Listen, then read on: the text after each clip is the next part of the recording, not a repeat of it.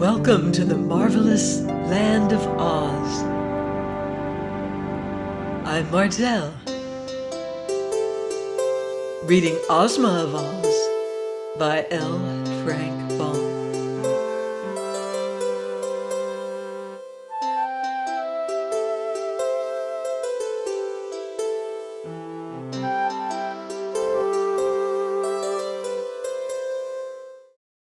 Chapter 6. The Heads of Langwidere. They walked slowly down the path between the rocks, Tick-Tock going first, Dorothy following him, and the yellow hen trotting along last of all. At the foot of the path, the copper man leaned down and tossed aside with ease the rocks that encumbered the way. Then he turned to Dorothy and said, "Let me carry your dinner pail." She placed it in his right hand at once, and the copper fingers closed firmly over the stout handle. Then the little procession marched out upon the level sands. As soon as the three wheelers who were guarding the mound saw them, they began to shout their wild cries and rolled swiftly toward the little group, as if to capture them or bar their way. But when the foremost had approached near enough, Tick-Tock swung the tin dinner pail and struck the wheeler a sharp blow over its head with the queer weapon. Perhaps it did not hurt very much, but it made a great noise, and the wheeler uttered a howl and tumbled over upon its side. The next minute it scrambled to its wheels and rolled away as fast as it could go, screeching with fear at the same time. "I told you they were harmless," began Tick-Tock, but before he could say any more, another wheeler was upon them. Crack went the dinner pail against its head, knocking its straw hat a dozen feet away, and that was enough for this wheeler also. It rolled away after the first one, and the third did not wait to be pounded with the pail, but joined its fellows as quickly as its wheels would whirl. The yellow hen gave a cackle of delight, and flying to perch upon Tick-Tock's shoulder, she said, "Bravely done, my copper friend, and wisely thought of, too. Now we are free from those ugly creatures." But just then a large band of wheelers rolled from the forest, and relying upon their numbers to conquer, they advanced fiercely upon Tick-Tock. Dorothy grabbed Billina in her arms and held her tight, and the machine embraced the form of the little girl with his left arm, the better to protect her. Then the wheelers were upon them. Rattledy-bang, bang went the dinner pail in every direction, and it made so much clatter bumping against the heads of the wheelers that they were much more frightened than hurt, and fled in a great panic. All that is, except their leader. This wheeler had stumbled against another and fallen flat upon his back, and before he could get his wheels under him to rise again, Tick-Tock had fastened his copper fingers into the neck of the gorgeous jacket of his foe and held him fast. "Tell your people to go away," commanded the machine.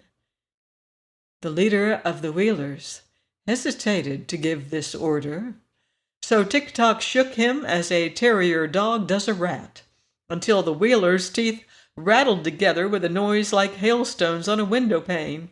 Then, as soon as the creature could get its breath, it shouted to the others to roll away, which they immediately did. "Now," said Tick-Tock, "you shall come with us and tell me what I want to know."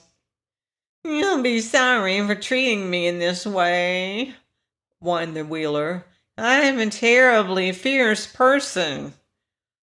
"As for that," answered Tick-Tock, "I am only a machine, and cannot feel sorrow or joy, no matter what happens. But you are wrong to think yourself terrible or fierce." "Why so?"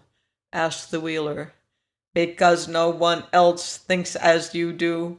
Your wheels make you helpless to injure anyone.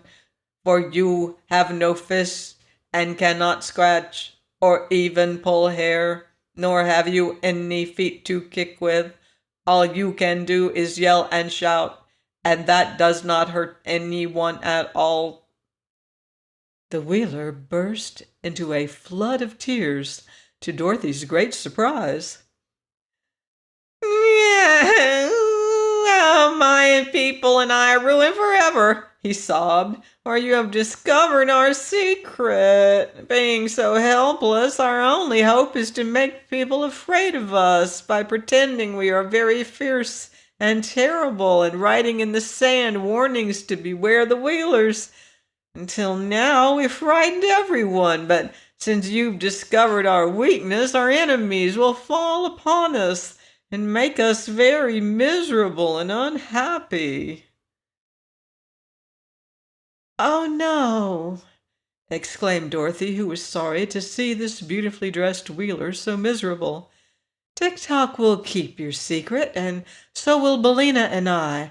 Only you must promise not to try to frighten children any more if they come near to you." "I won't. Indeed, I won't," promised the Wheeler, ceasing to cry and becoming more cheerful. "I'm not really bad, you know, but we have to pretend to be terrible in order to prevent others from attacking us." "That is not exactly true," said Tik-Tok, starting to walk toward the path through the forest, and still holding fast to his prisoner, who rolled slowly along beside him. "You and your people are full of mischief and like to bother those who fear you, and you are often impudent and disagreeable too. But if you will try to cure those faults, I will not tell anyone how helpless you are." "I'll try, of course," replied the Wheeler eagerly. "And thank you, Mr. Tik-Tok, for your kindness." "I am only a machine," said Tik-Tok. "I cannot be kind any more than I can be sorry or glad. I can only do what I am wound up to do." "Are you wound up to keep my secret?" asked the Wheeler anxiously. "Yes, if you behave yourself. But tell me, who rules the land of Ev now?" asked the machine. "There is no ruler," was the answer, "because every member of the royal family is imprisoned by the Gnome King. But the Princess Langwidere, who is a niece of our late King Evaldo, lives in a part of the royal palace and takes as much money out of the royal treasury as she can spend. The Princess Langwidere is not exactly a ruler, you see, because she doesn't rule, but she is the nearest approach to a ruler we have at present." "I do not remember her," said Tik-Tok. "What does she look like?" "That I cannot say," replied the Wheeler, "although I have seen her 20 times. For the Princess Langwidere is a different person every time I see her, and the only way her subjects can recognize her at all is by means of a beautiful ruby key, which she always wears on a chain attached to her left wrist. When we see the key, we know we are beholding the princess." "That is strange," said Dorothy in astonishment. "Do you mean to say that so many different princesses are one and the same person?" "Not exactly," answered the Wheeler. "There is, of course, but one princess, but she appears to us in many forms, which are all more or less beautiful." "She must be a witch!" exclaimed the girl. "I do not think so," declared the Wheeler, "but there is some mystery connected with her nevertheless. She is a very vain creature and lives mostly in a room surrounded by mirrors, so that she can admire herself whichever way she looks." No one answered this speech, because they had just passed out of the forest, and their attention was fixed upon the scene before them. A beautiful vale, in which were many fruit trees and green fields, with pretty farmhouses scattered here and there, and broad, smooth roads that led in every direction. In the center of this lovely vale, about a mile from where our friends were standing, rose the tall spires of the royal palace, which glittered brightly against their background of blue sky. The palace was surrounded by charming grounds, full of flowers and shrubbery.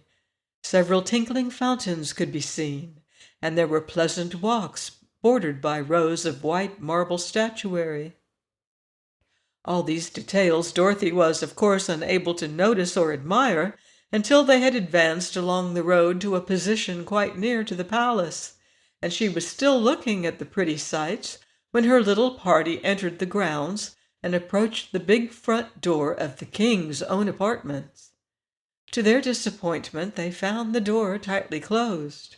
A sign was tacked to the panel, which read as follows: "Owner absent. Please knock at the third door in the left wing." "Now," said Tick-Tock to the captive Wheeler, "you must show us the way to the left wing." "Very well," agreed the prisoner. "It is around here at the right." "How can the left wing be at the right?" demanded Dorothy, who feared the Wheeler was fooling them. "Because there used to be 3 wings and 2 were torn down, so the one on the right is the only one left. It is a trick of the Princess Langwidere to prevent visitors from annoying her."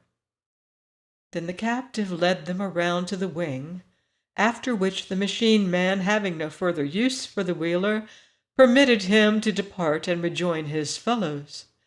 He immediately rolled away at a great pace and was soon lost to sight. Tick-Tock now counted the doors in the wing and knocked loudly upon the third one. It was opened by a little maid in a cap trimmed with gay ribbons, who bowed respectfully and asked, "What do you wish, good people?" "Are you the Princess Langwidere?" asked Dorothy. "No, miss, I am her servant," replied the maid. "Well, may I see the princess, please?" "I will tell her you are here, miss, and ask her to grant you an audience," said the maid. "Step in, please, and take a seat in the drawing room." So Dorothy walked in, followed closely by the machine. But as the yellow hen tried to enter after them, the little maid cried, "Shoo!" and flapped her apron in Billina's face. "Show yourself!" retorted the hen, drawing back in anger and ruffling up her feathers. "Haven't you any better manners than that?" "Oh, do you talk?" inquired the maid, evidently surprised. "Well, can't you hear me?" snapped Billina. "Drop that apron and get out of the doorway so that I may enter with my friends." "The princess won't like it," said the maid, hesitating. "I don't care whether she likes it or not," replied Billina, and fluttering her wings with a loud noise, she flew straight at the maid's face. The little servant at once ducked her head, and the hen reached Dorothy's side in safety. "Very well," sighed the maid. "If you are all ruined because of this obstinate hen, don't blame me for it. It isn't safe to annoy the Princess Langwidere." "Tell her we are waiting, if you please," Dorothy requested with dignity. "Billina is my friend and must go wherever I go." Without more words, the maid led them to a richly furnished drawing room, lighted with subdued rainbow tints that came in through beautiful stained-glass windows. "Remain here," she said. "What name shall I give the princess?" "I am Dorothy Gale of Kansas," replied the child, "and this gentleman is a machine named Tick-Tock, and the yellow hen is my friend Billina." The little servant bowed and withdrew, going through several passages and mounting 2 marble stairways before she came to the apartments occupied by her mistress. Princess Langwidere's sitting room was paneled with great mirrors, which reached from the ceiling to the floor. Also, the ceiling was composed of mirrors, and the floor was of polished silver that reflected every object upon it. So when Langwidere sat in her easy-chair and played soft melodies upon her mandolin, her form was mirrored hundreds of times in walls and ceiling and floor, and whichever way the lady turned her head, she could see and admire her own features. This she loved to do, and just as the maid entered, she was saying to herself, "This head with auburn hair and hazel eyes is quite attractive. I must wear it more often than I have done of late, although it may not be the best of my collection." "You have company, your highness," announced the maid, bowing low. "Who is it?" asked Langwidere, yawning. "Dorothy Gale of Kansas, Mr. Tick-Tock, and Billina," answered the maid. "What a queer lot of names," murmured the princess, beginning to be a little interested. "What are they like? Is Dorothy Gale of Kansas pretty?" "She might be called so," the maid replied. "And is Mr. Tick-Tock attractive?" continued the princess. "That I cannot say, your highness, but he seems very bright. Will your gracious highness see them?" "Oh, I may as well, Nanda, but I am tired admiring this head, and if my visitor has any claim to beauty, I must take care that she does not surpass me. So I will go to my cabinet and change to number 17, which I think is my best appearance. Don't you?" "Your number 17 is exceedingly beautiful," answered Nanda with another bow. Again the princess yawned. Then she said, "Help me to rise." So the maid assisted her to gain her feet, although Langwidere was the stronger of the two. And then the princess slowly walked across the silver floor to her cabinet, leaning heavily at every step upon Nanda's arm. Now, I must explain to you that the Princess Langwidere had 30 heads, as many as there are days in the month. But of course she could only wear one of them at a time, because she had but one neck. These heads were kept in what she called her cabinet, which was a beautiful dressing room that lay just between Langwidere's sleeping chamber and the mirrored sitting room. Each head was in a separate cupboard lined with velvet. The cupboards ran all around the sides of the dressing room, and had elaborately carved doors with gold numbers on the outside, and jewel-framed mirrors on the inside of them. When the princess got out of her crystal bed in the morning, she went to her cabinet, opened one of the velvet-lined cupboards, and took the head it contained from its golden shelf. Then, by the aid of the mirror inside the open door, she put on the head, as neat and straight as could be, and afterward called her maids to robe her for the day. She always wore a simple white costume that suited all the heads. For being able to change her face whenever she liked, the princess had no interest in wearing a variety of gowns, as have other ladies who are compelled to wear the same face constantly. Of course, the 30 heads were in great variety, no two formed alike, but all being of exceeding loveliness. There were heads with golden hair, brown hair, rich auburn hair, and black hair, but none with gray hair. The heads had eyes of blue, of gray, of hazel, of brown, and of black, but there were no red eyes among them, and all were bright and handsome.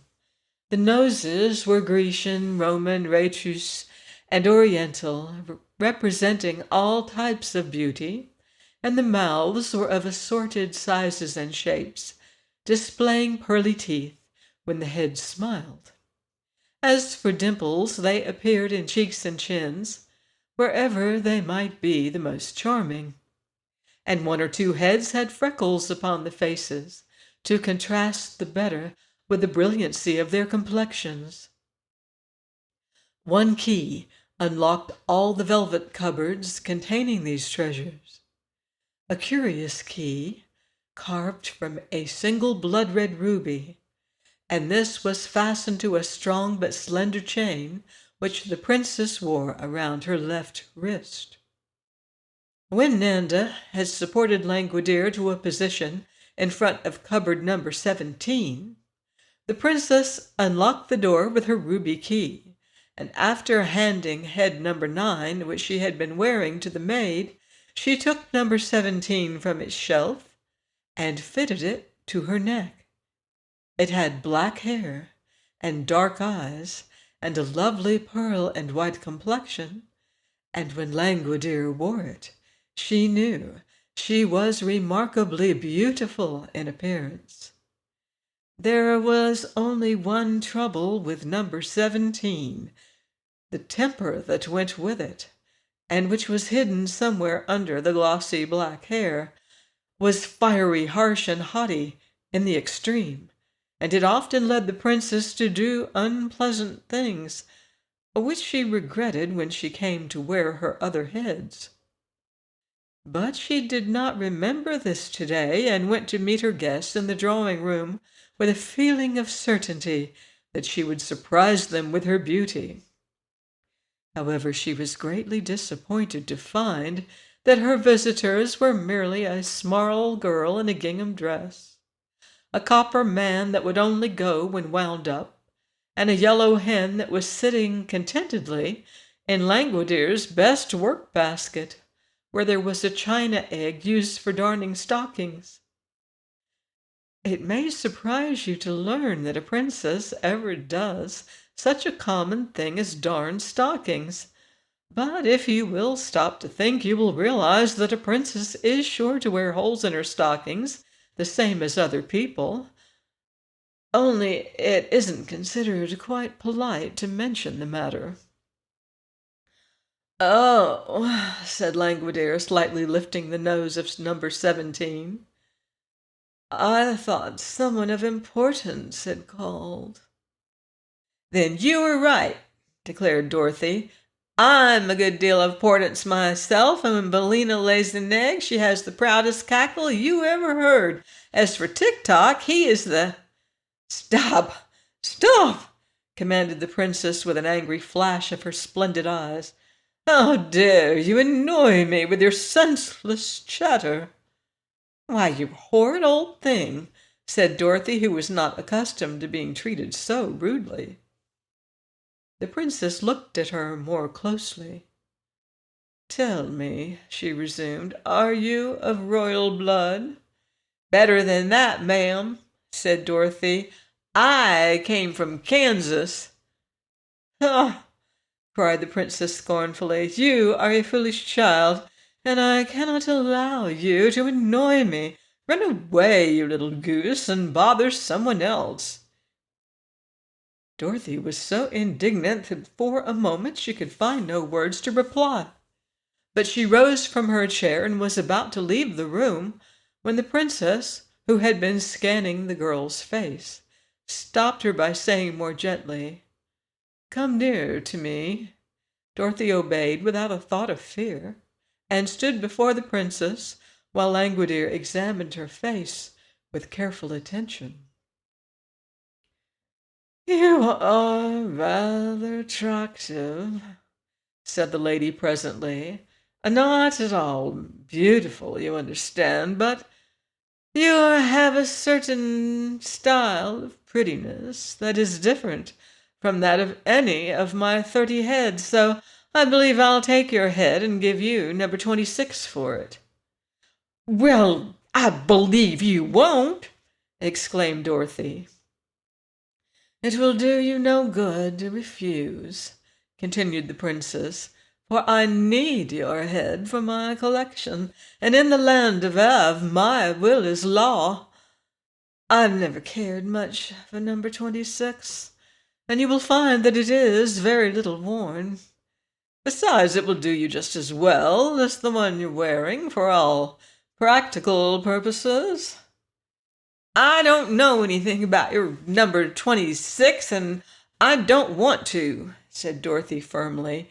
I'm not used to taking cast-off things, so I'll just keep my own head. You refuse? Cried the princess with a frown. Of course I do, was the reply. Then, said Langwidere, I shall lock you up in a tower until you decide to obey me.